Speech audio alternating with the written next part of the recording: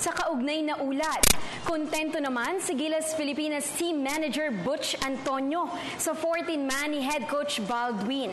Kasabay ng pagsasabing posibleng ito na ang pinakamalakas na koponan na bubuo sa Gilas 4.0. Narito ang aking report.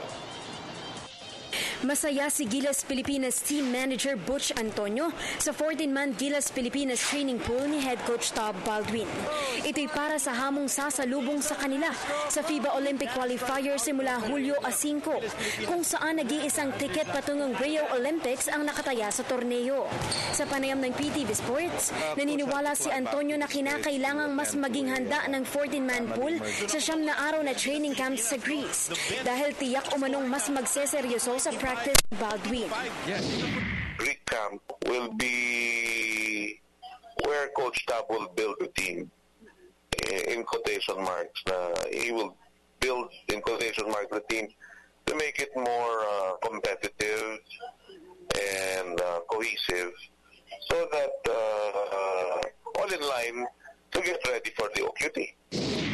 Samantala, kumpiyansa rin si Antonio na ito na marahil ang mabubuo nilang pinakamalakas na Gilas Pilipinas team na makakayang makipagsabayan sa mabigat na level ng kompetisyon sa qualifier. We will build the best team we can form, di ba? For that OQT. With regard to the composition, I guess we'll just have to wait. Mga bansang France, Turkey, New Zealand, Canada at Senegal ang kagrupo ng Pilipinas sa Manila Leg OQT.